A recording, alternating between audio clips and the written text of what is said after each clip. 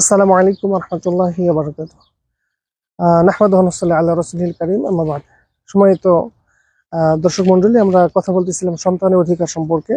এরপরে দ্বিতীয় যে বিষয়টি আসবে, আপনার সন্তান যখন পৃথিবীতে আসবে, এই সন্তান আসার পরে তার যে অধিকার, এটি হলো একটি সুন্দর নাম তাকে উপহার দিতে হবে।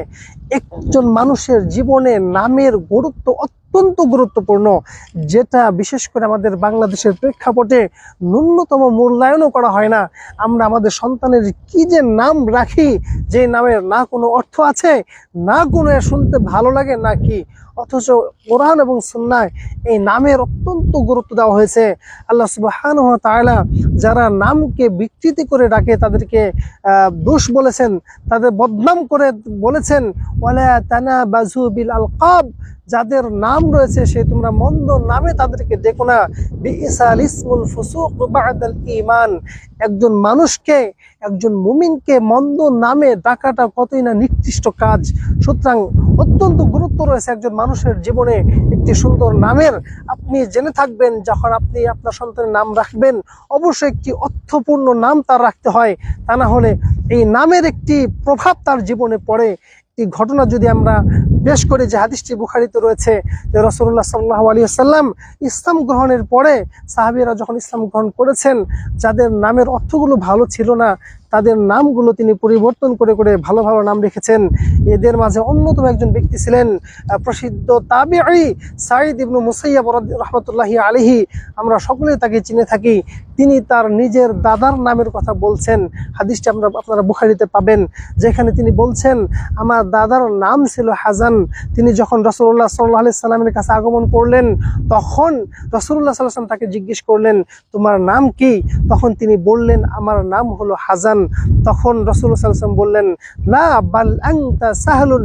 হাজান শব্দের অর্থটি হলো দুঃখ, দুর্দশা, চিন্তা, পেরেশানি। আর সাহাল নামের অর্থ হলো সুন্দর, সহজ। রাসূল সাল্লাল্লাহু আলাইহি ওয়াসাল্লাম তার কষ্টের এই অর্থবোধক নামের থেকে সুন্দর একটি নাম রাখতে চেয়েছিলেন, কিন্তু তিনি বললেন, আমার বাবা মা আমার যে নাম রেখেছে আমি সেই নাম পরিবর্তন করতে চাই না। সাঈদ ইবনে মুসাইয়াব রাহিমাহুল্লাহ বলেন, যখন তিনি হাদিসটি বর্ণনা করতেছেন তখন বলেন, আজ পর্যন্ত আমাদের সংসার থেকে আমাদের এই দুঃখ, কষ্ট, পেরেশানি দূর হয়নি।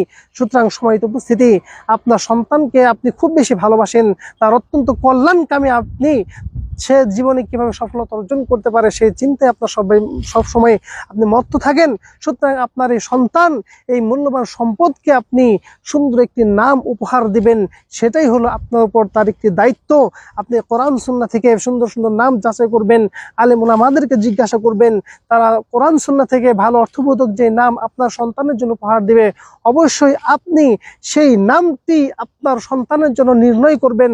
আশা করি এই নামটি আপনার সন্তানের জীবনের যত কল্যাণ রয়েছে তার একটি মাধ্যম হতে পারে, আল্লাহ সুবহানাহু ওয়া তাআলা যদি কবুল করে থাকেন।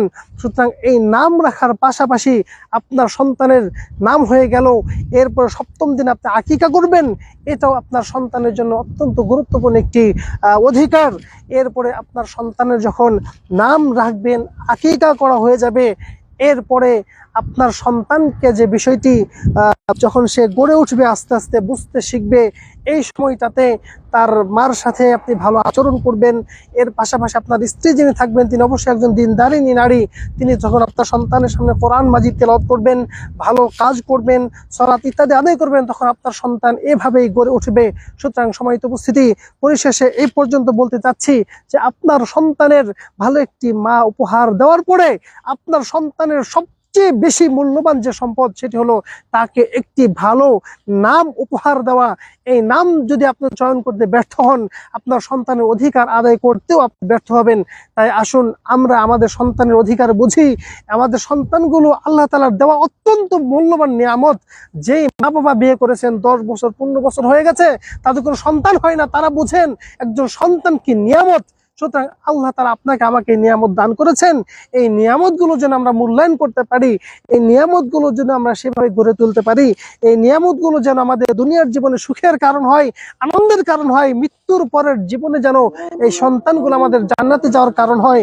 আল্লাহ সুবহানাহু ওয়া তাআলা আমাদের সকলকে সেই তৌফিক দান করুন, সকলকে সেই সৌভাগ্য দান করুন।